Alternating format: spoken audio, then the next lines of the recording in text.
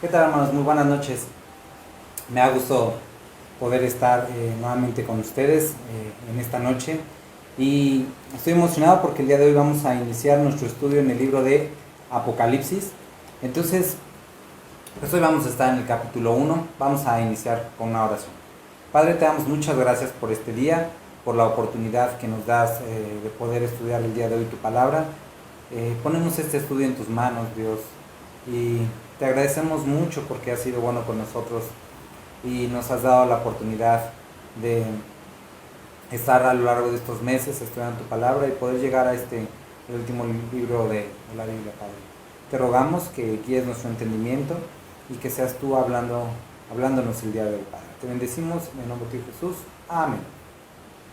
Bueno, pues vamos al capítulo 1, Apocalipsis capítulo 1, y vamos a empezar con un poquito del marco de cuándo se escribió el Apocalipsis. Entonces, Apocalipsis es más o menos entre el 90 y 96 después de Cristo. Es escrito por Juan. El libro de Apocalipsis, como su nombre lo indica, Apocalipsis quiere decir revelación, es decir, significa que el velo es quitado, que algo es descubierto. Entonces, el libro de Apocalipsis es un libro revelado, descubierto, y no necesita de una interpretación. Hay a lo largo del tiempo, se ha visto el libro de Apocalipsis como algo mítico, como algo oscuro, como algo que tiene que descifrarse. Incluso hay programas documentales con este título, ¿no? de Descifrando el Apocalipsis o Develando el Misterio, pero no hay misterio aquí, no hay nada que revelar porque es una revelación. Es escrito por Juan, ahorita vamos a ver, es escrito desde la isla de Patmos. Y Juan para esta época tiene pues más de 90 años, podríamos decir, bueno, ya terminó su ministerio, pero Dios se revela a él nuevamente, Jesucristo, y le da otra indicación nuevamente, ¿no? Entonces volvemos a empezar. Entonces, el libro de Apocalipsis habla acerca, bueno, vamos a ver, el libro de Apocalipsis hay tres, bueno, de hecho hay cuatro acercamientos con respecto al libro de Apocalipsis. El primero es el preterir. Este tipo de acercamiento tiene la idea o tiene la percepción del Apocalipsis como si fuera algo que sucedió, que describe algo que sucedió en el tiempo de Juan. Por lo tanto, es una visión del pasado, una visión de los tiempos de Juan, y viéndolo desde esa perspectiva realmente no aportaría nada a nosotros. Hay otro acercamiento al libro de Apocalipsis que es el histórico, que describe hechos nuevamente que sucedieron durante el tiempo de Juan y que es un reflejo del desarrollo de la iglesia. Pero hasta ahí se queda. Hay otro acercamiento más que es el alegórico, es decir, que a través del Apocalipsis nosotros vemos alegorías, metáforas de que hay una crítica al gobierno romano, a los vicios de la iglesia, pero bueno, hasta ahí se queda, ¿no? Entonces el acercamiento alegórico ve al Apocalipsis como una descripción de también de la realidad de la iglesia o como una crítica hacia él. Y por último está el acercamiento o la perspectiva del Apocalipsis como profético, como lo que es realmente. Y vamos a ver por qué nosotros estudiamos Apocalipsis desde esa perspectiva. Hemos estado leyendo verso por verso ya varios libros a lo largo de estos meses y hemos siempre dado la interpretación adecuada de la palabra tal como la explica, y esta no va a ser una excepción. Vamos a leerlo tal como dice. Por eso es que nosotros tenemos esta perspectiva del libro de Apocalipsis. Cuando nosotros leemos el libro de Apocalipsis, vamos a notar que hace muchas alusiones al Antiguo Testamento.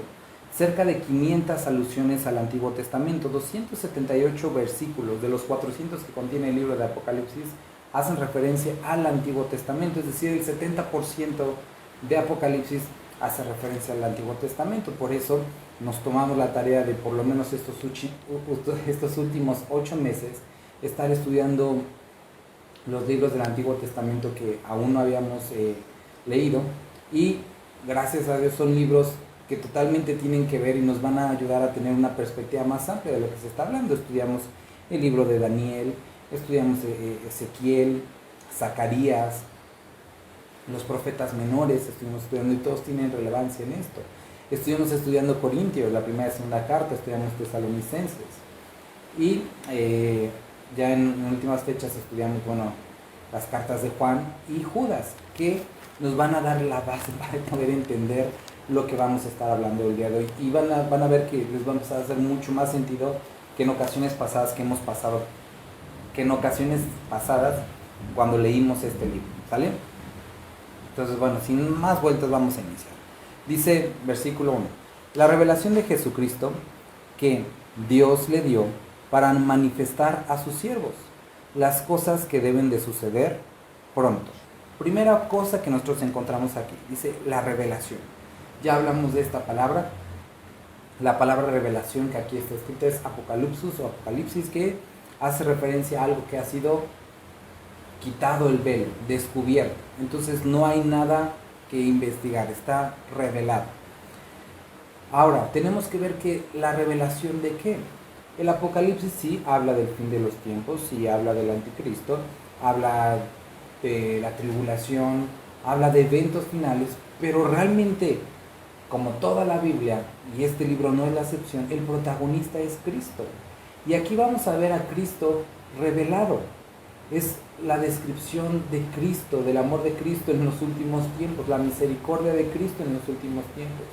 También la justa retribución para los malos, para la maldad, por Cristo en el último tiempo. Cristo es el protagonista, y no pierdas de vista esto a lo largo del estudio.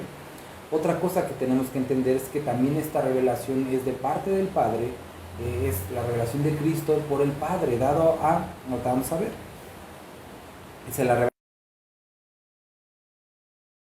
que dio el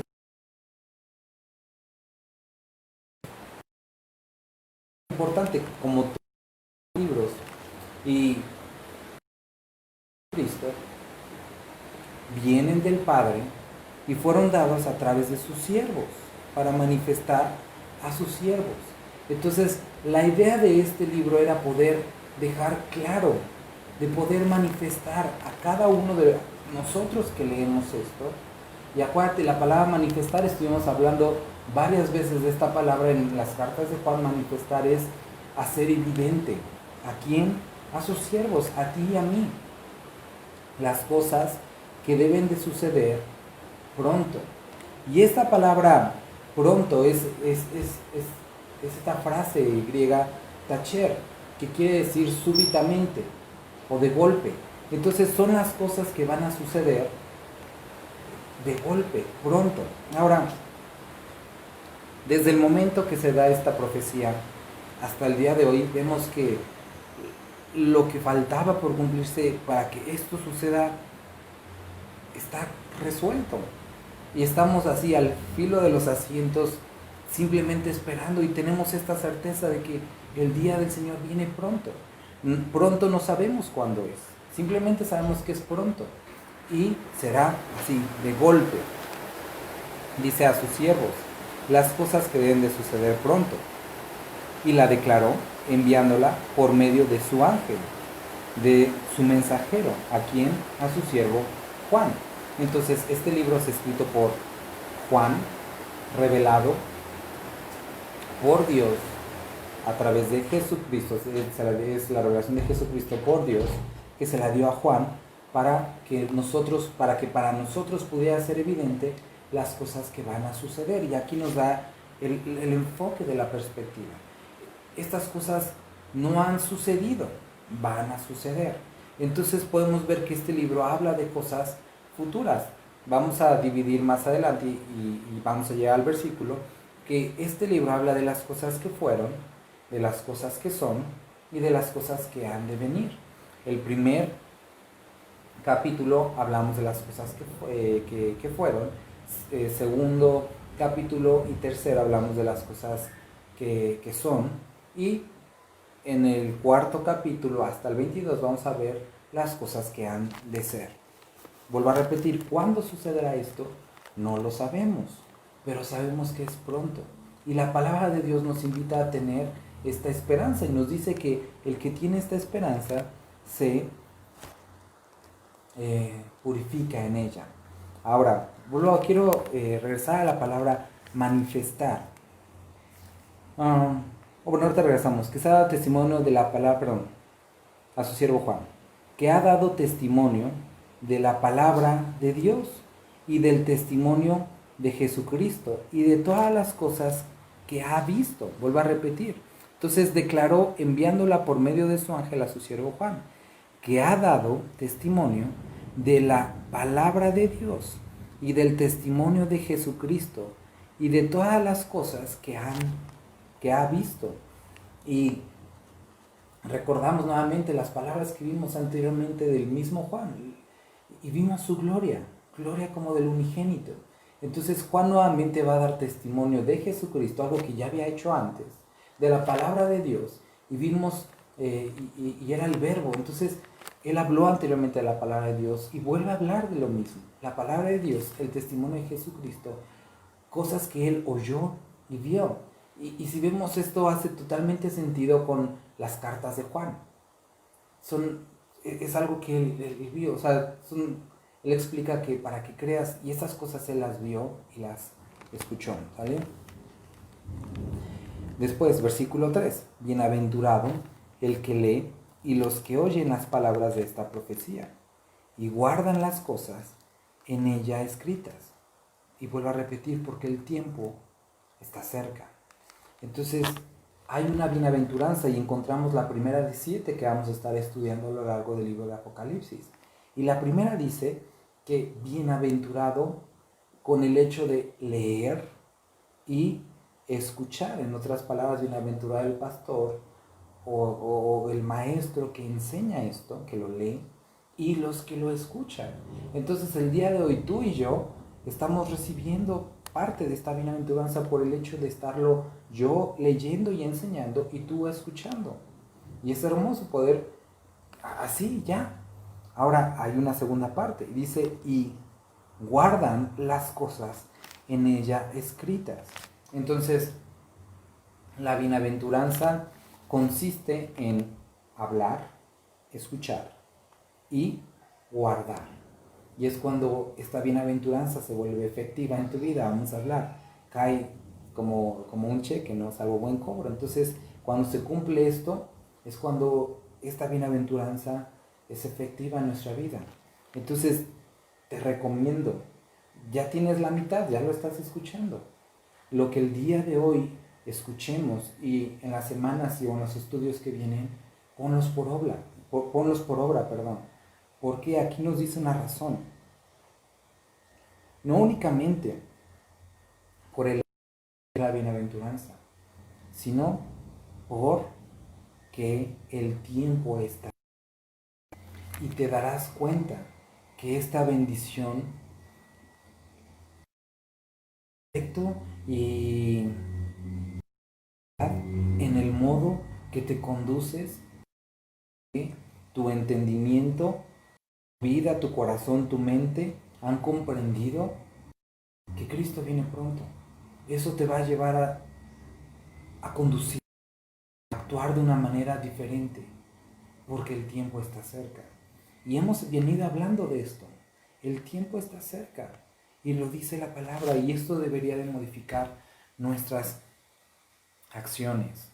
Entonces es una revelación, no hay nada que develar, porque ha sido develado. Habla de Jesucristo y pon atención en esto. Ve a Jesucristo en cada uno de los capítulos. Muchos tienden a clavarse con que, y lo he escuchado muchas veces, ¿no? Cada vez que enseñamos este libro o pasamos por él en la congregación, siempre hay una o dos personas que me dicen, ay, es que yo antes le tenía mucho miedo a Apocalipsis y hasta se me ponía la piel chinita cuando me decían que íbamos a estudiarlo. Es algo común, porque en muchos lugares o en muchos momentos el enfoque ha sido los sucesos, la catástrofe, lo que va, los terremotos y todo eso. Pero el punto de esto es encontrar a Jesucristo y Él actuando en medio de nosotros y teniendo misericordia de la humanidad en cada paso. Recuerda, se ha dado testimonio y esto lo escribe Juan. ¿Para qué? Para que sea evidente para nosotros. Otra cosa que tenemos que tener en cuenta, Juan escribe de acuerdo a la concepción, la idiosincrasia del momento, basado en la cosmovisión que tenía de las cosas. Aparte de esto, recuerden en segunda de Corintios lo veíamos, cuando Pablo habla de su experiencia, la experiencia que él tuvo, dice que conoce un hombre, hablando del mismo, no sabe si en el espíritu o físicamente, no lo entiende, no lo sabe. Dice, fue llevado hasta el tercer cielo, es decir, donde habita Dios. Y dice que vio cosas, perdón, que escuchó cosas. Y utiliza esta palabra, inefables, indecibles, indescriptibles. Ahora, él tan solo las escuchó, Juan las vio. Entonces, Juan trata de representar lo mejor o en su propio lenguaje, aparte limitado por, a lo mejor vamos a decir, poco avance científico y conocimiento de la etapa, que bueno, eso da igual porque este mundo no puede ni siquiera describir, ni con mucho conocimiento, ni con poco, las excelencias de las verdades divinas. Tienen que ser entendidas y explicadas por el Espíritu a nosotros.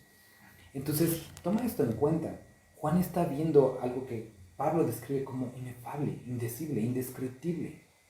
Y entonces, en el pobre lenguaje humano, trata de explicarlo. Y entonces es cuando vamos a encontrar, esto era cómo. No es que fuera exactamente así, sino así él lo percibía. Y por eso nosotros vemos estas imágenes, ¿no?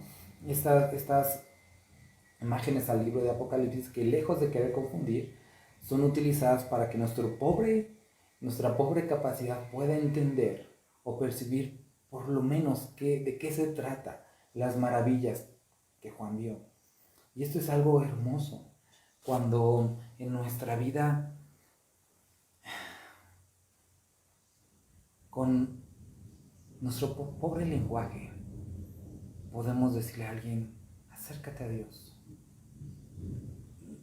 No puedo explicártelo, pero va a cambiar tu vida. No puedo explicar qué se siente esa paz, pero la he vivido. Y a lo mejor así en pocas palabras, como este hombre que es cuestionado después de haber sido sanado por Jesucristo, dice, no sé mucho, solo sé que antes era ciego y ahora veo. Y es hermoso cuando un creyente puede tener esa oportunidad de, aún en pocas palabras, describir al mundo lo que es, vimos su gloria, gloria como del unigénito. Y es lo que está viviendo Juan y lo está describiendo. Entonces, bienaventurados los que leen y los que oyen las palabras de esta profecía. Y aquí también dice, son eventos que van a suceder y que guardan las cosas que en ella están escritas, porque el tiempo está cerca. Y esto es algo que cada paso que avancemos en Apocalipsis tienes que entender. Esto está pronto y mi vida necesita ser transformada. Versículo 4. Juan, a las 7 iglesias que están en Asia, gracia y paz a vosotros, del que es, y que era, y que ha de venir. Entonces, Juan escribe a estas 7 iglesias que estaban en el área de Asia. Y son las que vamos a ver a partir del capítulo 2. Interesantemente, bueno, había otras iglesias aquí en Asia, ¿no? Por ejemplo, la iglesia de Colosas, pero no se incluye aquí. ¿Por qué está dirigida estas cartas? Hay muy buenas explicaciones, todas tan buenas unas como las otras, pero creo que es irrelevante. Creo que lo que nosotros podemos ver aquí es una descripción de características en la iglesia en el presente, y podemos ver también un desarrollo histórico, incluso en este capítulo 2, vamos a ver el capítulo 2, de cómo ha sido y cómo es la iglesia. Y es una lección para cada uno de nosotros acerca de lo que deberíamos evitar, de lo que deberíamos hacer, en lo que deberíamos de permanecer. Pero bueno, llegaremos allá. Dice, gracia y paz a vosotros. ¿De quién? Y habla del Padre, del que es y que era y que ha de venir. Utiliza el lenguaje griego para poder describir esto, el alfa y el omega, el principio y el fin. Y de los 7 espíritus que están delante de su trono. Ahora, hemos hablado con anterioridad de esto, pero bueno, vamos a ir nuevamente a Isaías capítulo 11 para que nos quede claro. No es que haya 7 Espíritus Santos, sino recuerda el número 7, habla de plenitud, de algo completo. Y entonces, esta es la plenitud del Espíritu que habitó en Cristo y que es el Espíritu Santo. Isaías 11, versículo 2. Dice, y te animo a que si tienes Biblia puedas ir leyéndolo para que lo compruebes por ti mismo, lo que estamos leyendo. Dice, y reposará sobre él espíritu de Jehová. Entonces uno, espíritu de sabiduría y de inteligencia, espíritu de consejo y de poder, espíritu de conocimiento y espíritu de temor a Jehová. Hablando acerca del Mesías. Entonces, estos son los 7 espíritus, es la plenitud del Espíritu Santo. Aquí está entonces Juan en su saludo incluyendo a la Trinidad. Acaba de hablar del Padre, ahora habló del Espíritu Santo y ahora va a hablar del Hijo, versículo 5. Y de Jesucristo, el testigo fiel, el primogénito de los muertos y el soberano de los reyes de la tierra, al que nos amó y nos lavó de nuestros pecados con su sangre. Cada versículo trae una hermosa descripción. Dice, y de Jesucristo. El primer atributo que Juan quiere que entendamos es el testigo fiel. Ahora, otra traducción o otra parte de esta misma palabra es mártir, es el que entregó su vida, o el testigo fiel. Ahora, es hermoso poder ver esto cuando habla acerca de la fidelidad de Jesucristo. ¿Por qué es importante recordar esto? Porque fue fiel y obediente a Dios. Su mensaje fue fiel. Y ahora en este momento del Cristo que vamos a ver descrito, sigue siendo fiel y siempre va a ser fiel. El Cristo el que nosotros hemos sabido siempre, nunca ha cambiado. Y está a la diestra del Padre intercediendo por nosotros. Y sigue siendo fiel a quien es, al Padre, y su amor sigue constante. Recuerda lo que dice Timoteo, aunque nosotros falláramos, Él sigue siendo fiel, porque no puede negarse a sí mismo, no puede negar quién es Él. Y esta es una característica de nuestro Señor, la fidelidad. Y esto es un descanso para ti y para mí, porque cuando nosotros estudiamos muchas veces algunas de las cosas que han de suceder, y bueno, gran parte de estas cosas no vamos a estar nosotros porque sucede el rapto, pero muchos tienden a experimentar ese temor. Pero tienes que recordar su fidelidad, que a pesar de que falles, recuerdas, es lo que vimos también en el libro en las cartas de Juan, hijitos, estas cosas os escribo para que no pequéis. Pero si hubierais pecado, abogado tienes para con el Padre, a Jesucristo el justo. Entonces, en su fidelidad, Él intercede por nosotros y Él nos recuerda, tranquilos, yo no cambio. Y lo que me determiné a hacer con ustedes sigue constante, la salvación sigue constante, mi amor sigue constante, yo no cambio. Y es importante para iniciar entender la fidelidad de nuestro Señor. Dice el primogénito de los muertos. Y vamos al libro de Romanos, capítulo 8. Romanos 8. Entonces aquí dice el primogénito. Ahora, ¿qué es lo que tenemos que entender con esta palabra? Para no errar. Cuando habla del primogénito, no está hablando acerca del primero, nada más como el primero en nacer. Y muchos aquí se confunden, ya ves que es creación. No, está hablando de un lugar de preeminencia. Y está hablando aquí de que fue el primero en resucitar para nunca más ver muerte y el que tiene la preeminencia, es decir, el lugar más importante delante de todos nosotros. Vamos a leer Romanos 8:29, que nos habla acerca de esto. Dice, porque a los que antes conoció, también los predestinó para que fuesen hechos conforme a la imagen de su Hijo, para que Él sea el primogénito entre muchos hermanos. Y a los que predestinó a estos también llamó, y a los que llamó a estos también justificó, y a los que justificó a estos también glorificó.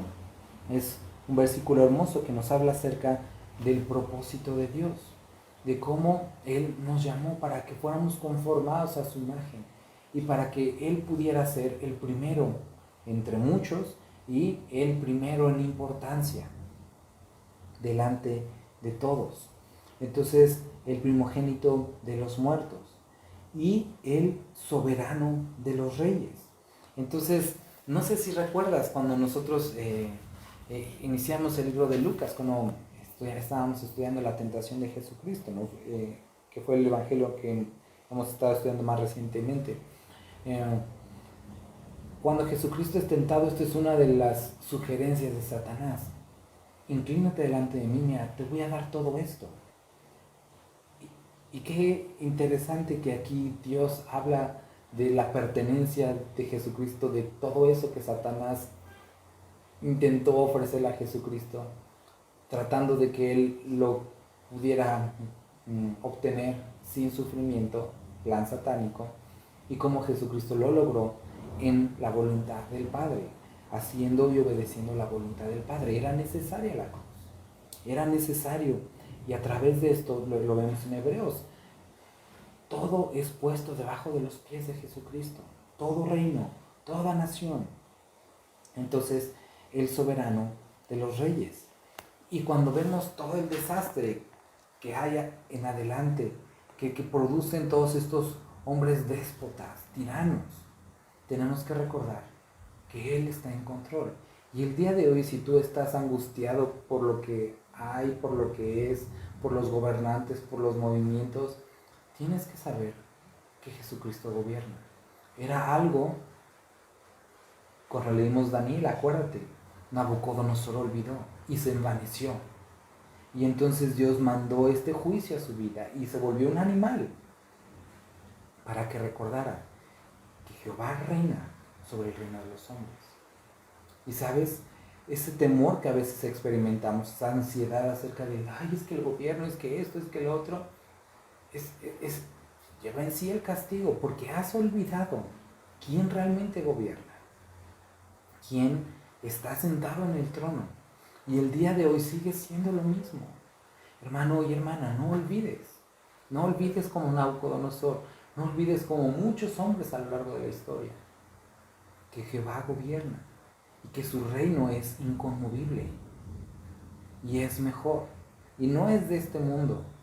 Entonces, quitemos nuestros ojos de este mundo.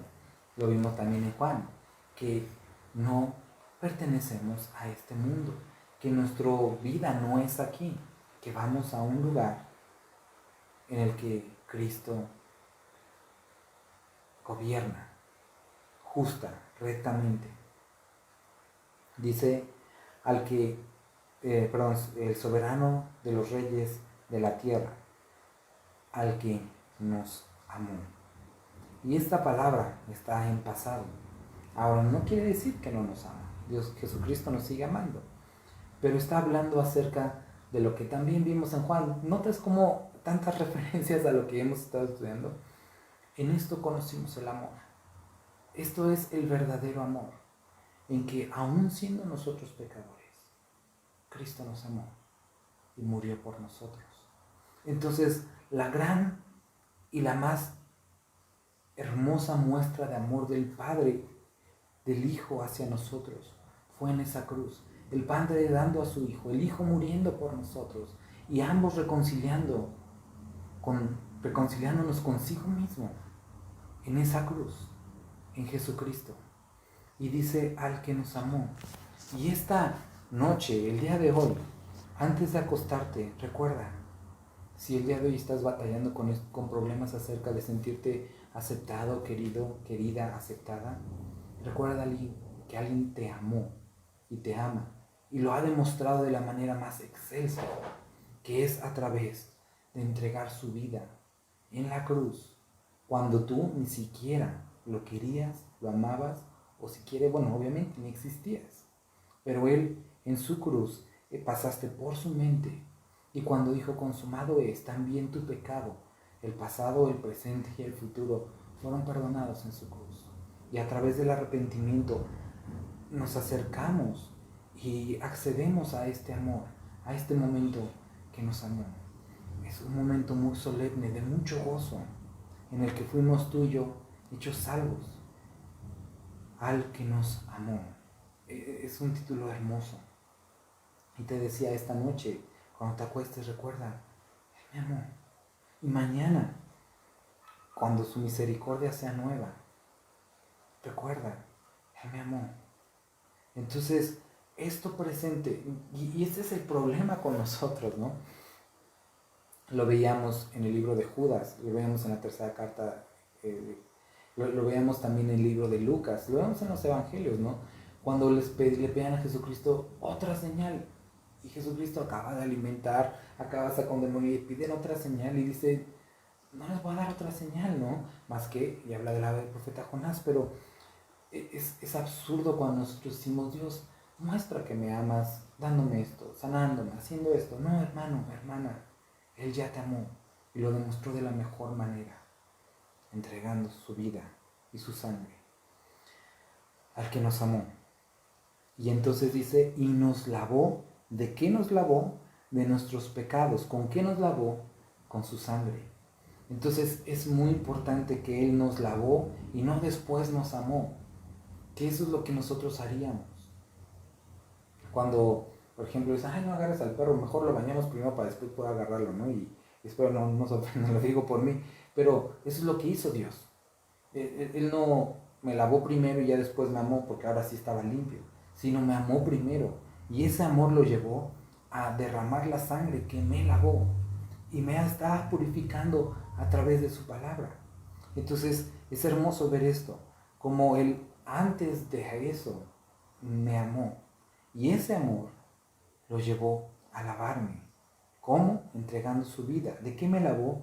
De mi pecado, que era lo que me separaba de Él, de nuestros pecados, con su sangre. Y es suficiente esto. Si no hubiera más Apocalipsis, es un resumen hermoso de los 8 meses, bueno, varios años que hemos pasado leyendo varios libros. El Evangelio descrito delante de nuestros ojos. Versículo 6. Y nos hizo reyes y sacerdotes para Dios. Y entonces encontramos nuevamente, mirad lo que veamos en Juan. Mirad cuán gran amor nos ha dado el Padre en hacernos hijos de Dios. Es hermoso. Y no le bastó con salvarnos y dejarnos en calidad de creación, sino que nos adoptó. Y no solamente nos adoptó y nos hizo sus hijos, sino que nos dio esta condición, reyes y sacerdotes. Una posición que estaba en conflicto en el Antiguo Testamento. ¿Recuerdas? Cuando nosotros vemos este rey de Israel, que siendo rey quiso ofrecer incienso y fue castigado porque había un conflicto en esto. El único que podía ser rey y sacerdote era Jesucristo. Ahora Él nos da esta condición. Pero deja de lado esas calcomanías a veces, no sé si bien intencionadas, pero mal, totalmente alejados de verdad. Soy una princesa de Dios, soy un rey, un príncipe de Dios. Es una ridiculez, nos hizo reyes y sacerdotes, y es una ridiculez la enseñanza, ¿no? Cuando tratas de inflar tu autoestima diciendo, ay, es que soy un príncipe, entonces me tengo que vivir como tal, y como bien, y gano bien. Nos hizo reyes y sacerdotes, ¿para quién? Para Dios, su Padre. Entonces fuimos puestos en esta posición para servirle, no para ser servidos, no para servirnos a nosotros, sino para servirle. Y entonces, por todo esto, Y aunque no lo hubiera hecho, pero por todo esto, a Él sea la gloria, imperio, por los siglos de los siglos. Amén. Y aquí tenemos que detenernos, porque leemos estas cosas y decimos, a Él sea la gloria, el imperio, por los siglos de los siglos. Pero es verdad el día de hoy esto en tu vida. ¿Recuerdas la forma en la que Jesucristo enseñó a orar a través del Padre Nuestro? Que sea gloria a tu nombre. Cuando dice, Padre nuestro que estás en los cielos, santificado sea tu nombre.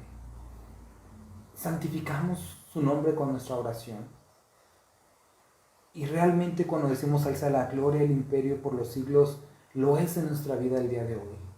A Él es la gloria con nuestra vida. Nuestra vida hoy le da gloria. Nuestra vida depende de Él. Él es el Rey sobre nuestra vida. Nos seguimos en esta lucha, que estamos totalmente destinados a perder, pero que absurdamente seguimos peleando, y que con un solo toque de su mano podría descoyuntar nuestra cadera, como pasó con Jacob. Y muchos el día de hoy renguean, y gracias a Dios por eso, porque hemos llegado al punto de decir, ganas tú. Y esto es algo importante de entender. A Él sea la gloria, el imperio por los siglos de los siglos. Amén.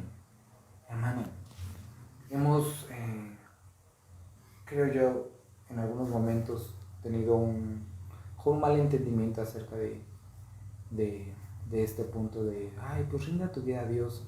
Sí, eso no es un beneficio para Dios, es un beneficio para ti, esta comunión y poder servirle.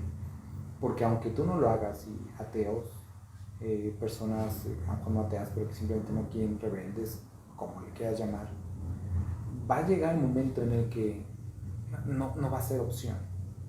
Y realmente entonces nunca ha sido opción esto. Simplemente no ha llegado el momento en el que se cumpla, pero llegará, en el que toda rodilla se doblará y tendrá que confesar que Jesucristo es el Señor. Pero en ese momento no para bendición, sino para condenación, porque no habrá marcha atrás. Y el día de hoy tú y yo que hemos conocido, es absurdo que no nos entreguemos a Él y que pueda ser verdad en nuestra vida, que a Él sea la gloria. Versículo 7 dice, he aquí viene con las nubes, y todo ojo le verá, y los que le traspasaron, y todos los linajes de la tierra harán lamentación por Él. Sí, así sea. Amén.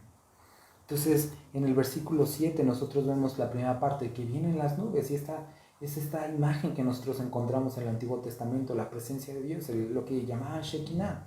Ahora, esto nosotros lo podemos ver en Mateo. Estuvimos hablando, vamos a leerlo de todas maneras, Mateo capítulo 26. En este capítulo 26, desde el 24, cuando habla acerca del fin de los tiempos, también recuerden Hechos, el mismo Jesucristo que se ha ido de la misma forma va a volver a venir, ¿no?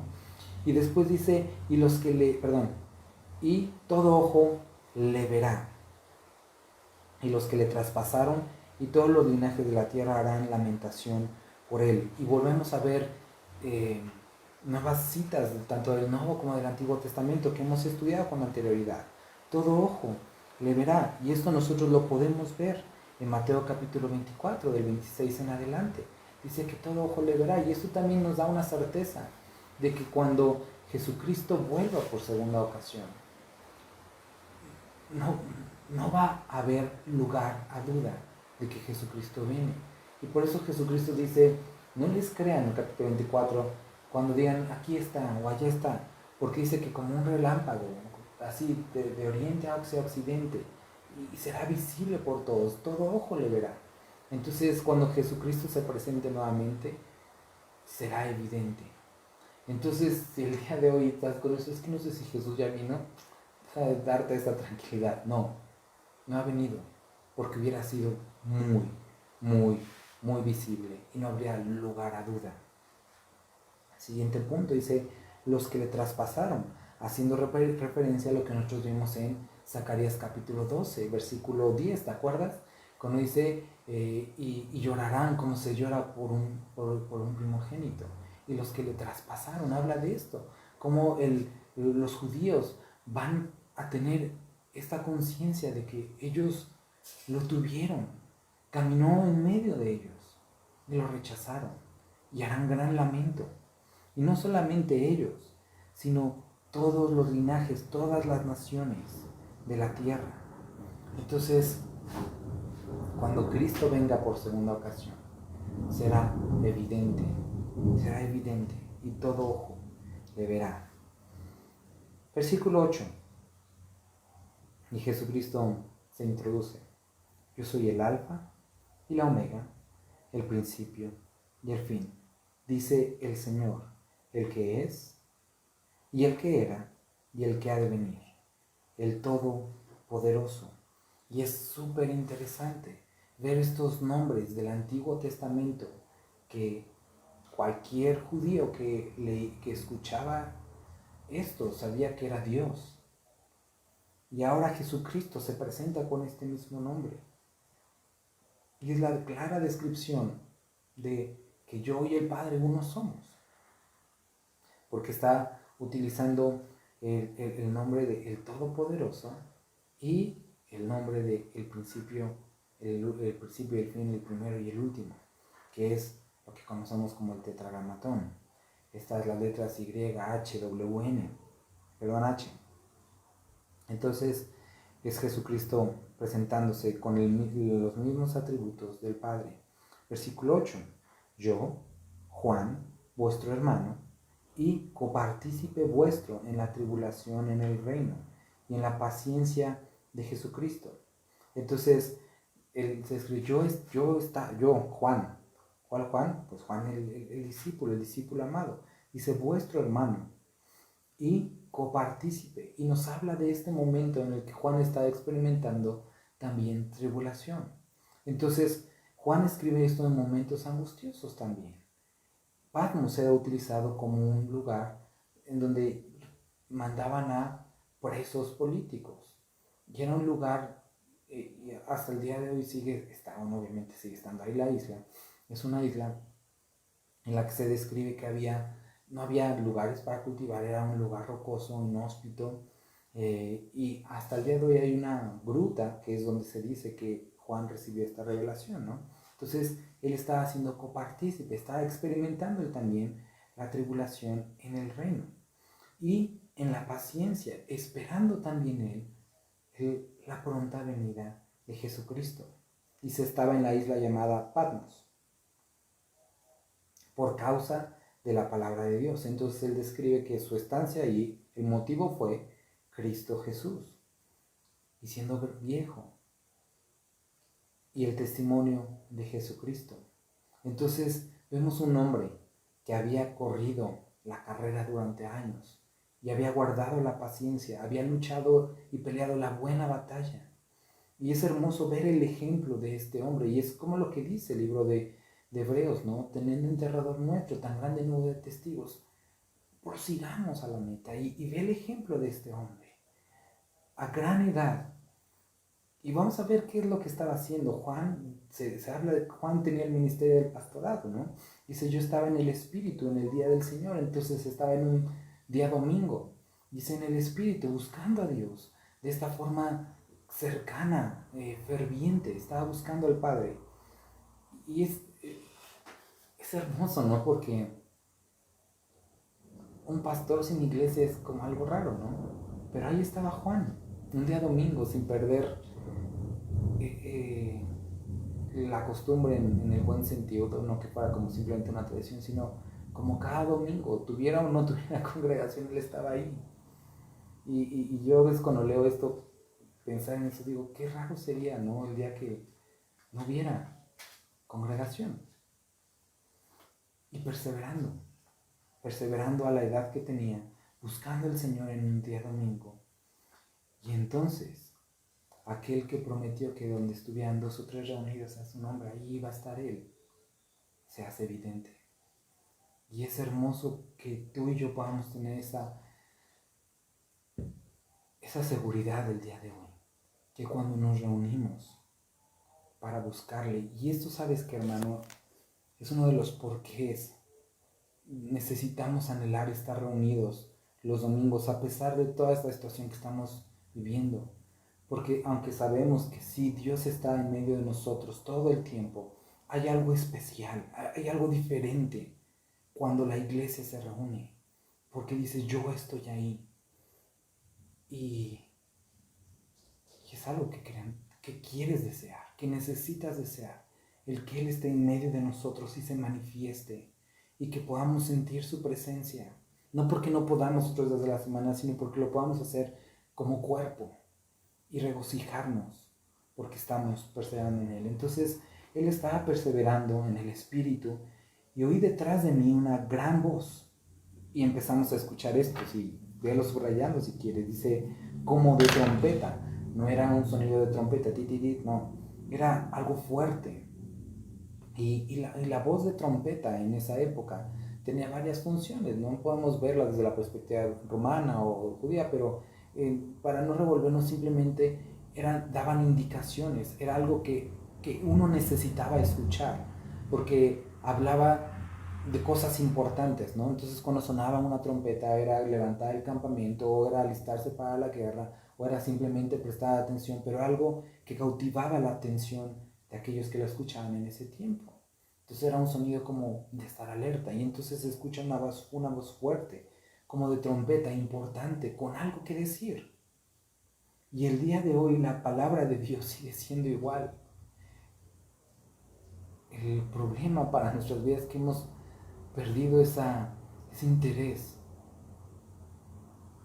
Es triste que no lo podamos ver así. No sé si recuerdas, ¿no? Cuando fue el sismo hace un par de años, ¿no? Que después, incluso meses después, había personas que escuchaban lo de la alerta sísmica, ¿no? El sonidito. Y se estresaban, ¿no? Y como que, ¿qué onda? ¿Qué pasa, no? Porque sabían que eso significaba así como, hay que estar alerta. Y esta es la voz de nuestro Dios, no una voz para tener miedo, claro está, sino de hay que estar alerta, algo importante quiere decir.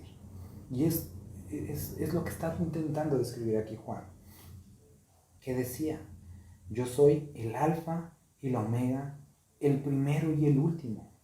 Y volvemos a ver Jesucristo presentándose de esta manera. Entonces le da a Juan una labor, escribe en un libro, lo que ves, y envíalo a las 7 iglesias que están en Asia, a Éfeso, Esmirna, Pérgamo, Teatira, Sardis, Filadelfia y la Odisea. Entonces es hermoso ver a un hombre que a lo mejor el día de hoy pensaremos ya está como para retirarse, pero tenía Dios una nueva misión para él. Juan, te voy a volver a enviar. Esta es mi nueva misión para ti. Escribe lo que ves y envíalo. Y sabes, esto es un aliciente para nuestra vida. Probablemente digas, no, es que desaproveché la oportunidad. Hermano, hermana, si hoy estás escuchando esto, hay oportunidad de servir al Señor. Nunca es tarde. Sea que tu vida consista únicamente en un mes, en un par de días, tienes una oportunidad de servir a Dios, y por lo menos esto que te sobre, sean 20, 30, 40, 100 años si quieres, entrégalos a Cristo. Nunca es tarde. Bueno, es tarde cuando ya estás ahí muerto, ¿no? Y no es la fatalidad, sino entramos a la presencia de Dios. Pero es tarde para hacer ministerio y para servirle, porque cuando estés delante de Él, ya no habrá. Ya no habrá necesidad, porque ya no habrá más ministerio, ya estás en su presencia. Entonces, Juan, a sus 90 años, con una nueva misión, y tú, que a veces tienes 30, 40, dices, ay, es que estoy grande, es que ya me duele esto, es que mis reumas, deja de un lado eso, tendremos tiempo para descansar después. Desvélate, cánsate. Como decían en mis tiempos de escuela, ¿no? Quémate las pestañas si es necesario, pero aprende, devora la palabra, acércate y entrega tu vida con fervor. Esto es lo que necesita la iglesia. ¿Por qué? Porque el tiempo está cerca. No se necesitan cobardes hay muchos. Se necesitan personas dispuestos a sacrificar el pellejo en la cancha, darlo todo, porque el tiempo está cerca. Versículo 12, entonces se escucha esta fuerte voz. Y no sé si Juan encontró un timbre conocido. Y me volví para ver la voz que hablaba conmigo. Y no sé si te ha pasado que dejas a ver a una persona por un tiempo. Ahora ya no pasa tanto porque ya tenemos teléfono y todo eso, pero cuando vuelves a escuchar su voz y volteas y, y esa emoción, y imagínate a Juan que descansó en su pecho, que comió con él, anduvo con él, y ese triste adiós cuando subió a las nubes, aunque estaba en su corazón, y de repente escucha la voz y voltea, y vuelto a ver, vi 7 candeleros de oro. Entonces ve esta escena, 7 candeleros de oro, y en medio de los 7 candeleros a uno semejante al Hijo del Hombre. Se parecía a Jesús que él conocía, pero tenía algo un tanto diferente. Se parecía. Imagínate la emoción para Juan, que lo conoció, que lo vio físicamente, que comió con él. Cristo, nuevamente. Y esta canción ayer la volví a escuchar, me ha gustado siempre, ¿no? Y hablo mucho de esto, pero ese momento cuando lo vuelvas a ver, cuando esté cara a cara, ¿qué vas a decir? Una canción que me hace, toca lo más sensible de mí. ¿Qué vamos a decir con este momento? Cuando lo veamos cara a cara, al que nos amó. Ese hermoso momento en el que escuches tu nombre en sus labios y te reciba. Es un momento hermoso. Y Juan escuchó su voz y dice: vi al Hijo del Hombre vestido de una ropa que llegaba hasta los pies, y esto habla de realeza. Recuerda cuando estuvimos viendo el libro de Isaías, capítulo 7, cuando Isaías tiene esta visión, dice que sus ropas, sus vestidos llenaban todo el templo, ¿no? Entre más grande era el vestido del rey, representaba más poder, porque los reyes no necesitan ni moverse porque tenían poder, ¿no? Entonces eso es lo que representaba las ropas de oro, lo que mismo que sucede con Josué, cuando le dan esta túnica que no era tanto de colores sino de mangas largas, que representaba autoridad. Entonces sus ropas largas llegaban hasta los pies y ceñido por el pecho con un cinto de oro. Y esta descripción también la vemos nosotros en el libro de Daniel.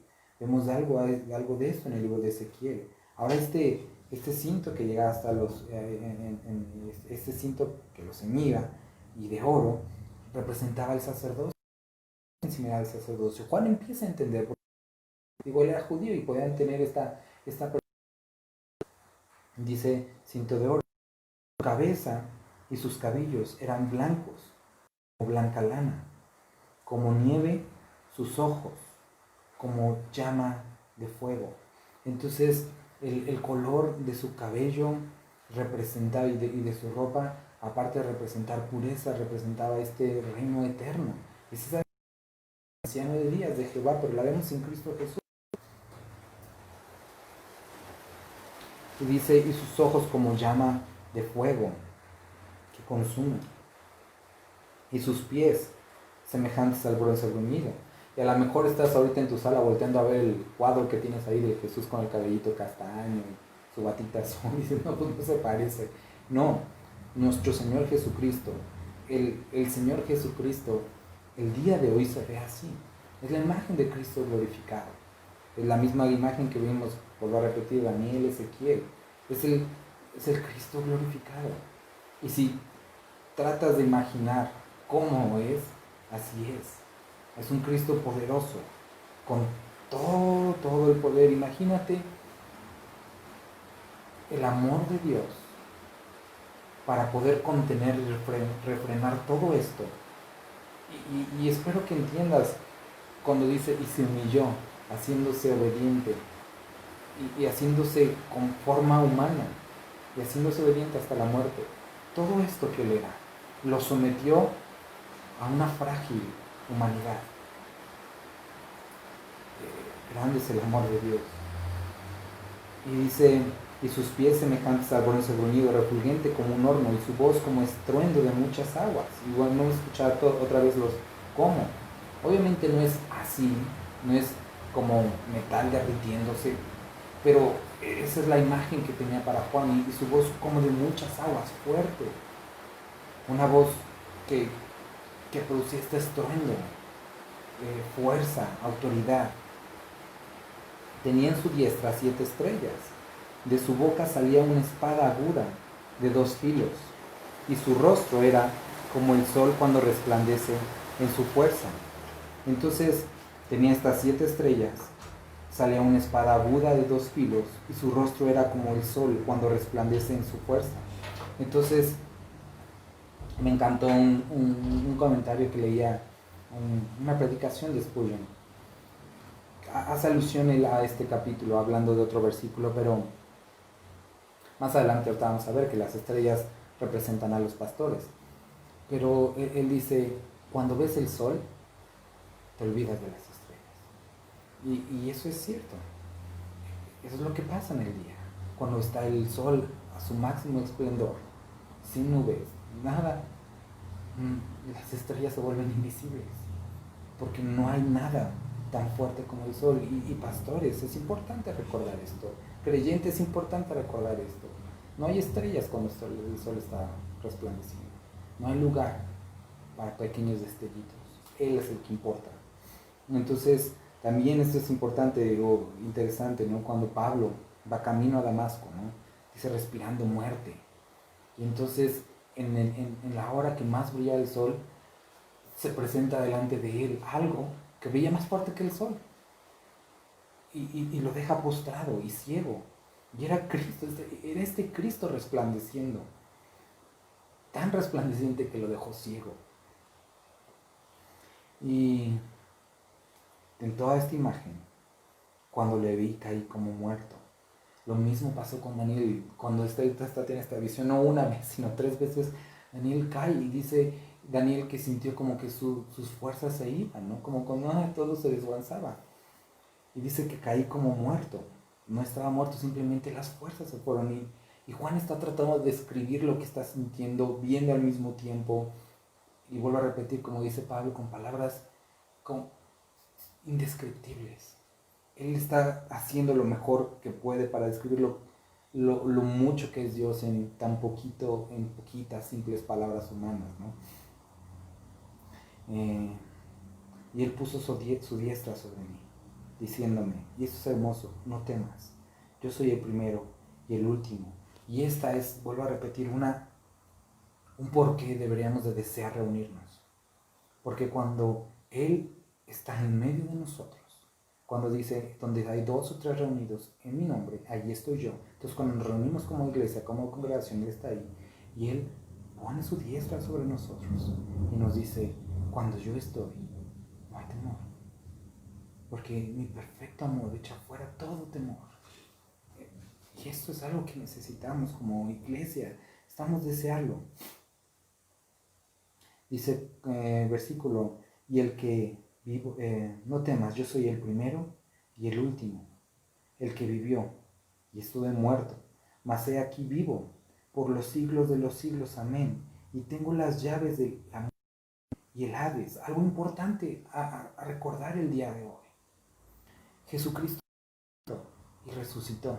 Y dice, si lo hice, si Dios lo hizo en mí y el poder del Espíritu Santo me levantó, puedo hacerlo en tu vida. Si yo he estado desde el principio y estaré hasta el final, puedo darte vida eterna. Y tienes que recordar que las llaves de la muerte del Hades no las tiene Satanás. Están en control de Cristo Jesús.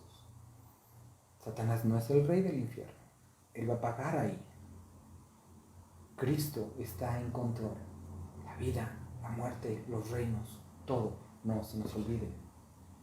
Escribe las cosas que has visto y las que son y las que han de ser después de esta. El misterio de las 7 estrellas que has visto de mi diestra y de los 7 candeleros de oro. Las 7 estrellas son los ángeles y las 7 iglesias, y los 7 candeleros que has visto son las 7 iglesias. Entonces, estos ángeles, la palabra angelos, que quiere decir mensajeros. Entonces, hace referencia a los pastores, a aquellos que dan el mensaje o hablan de parte de Dios en las iglesias. Y esto hay algo hermoso, y recuérdalo, Jesucristo está en medio de la iglesia. Jesucristo estaba en medio de los candelabros que representaban a las iglesias. El día de hoy sigue estando en medio de la iglesia. Ahora va a hablar más adelante acerca de esta condición, pero de la iglesia que le busca, de la verdadera iglesia, Él está en medio de ella y tiene a los pastores en su mano. Y es un lugar privilegiado, pero de mucha responsabilidad, porque tienes que saber que Él ve. Él ve lo que sucede en las iglesias, Él ve lo que sucede con los pastores. Y Él cuida, también Él protege, y nada está fuera de su control. Y para terminar el día de hoy me gustaría recordar esto, hermanos. El libro de Apocalipsis es la revelación de quién, de Jesucristo.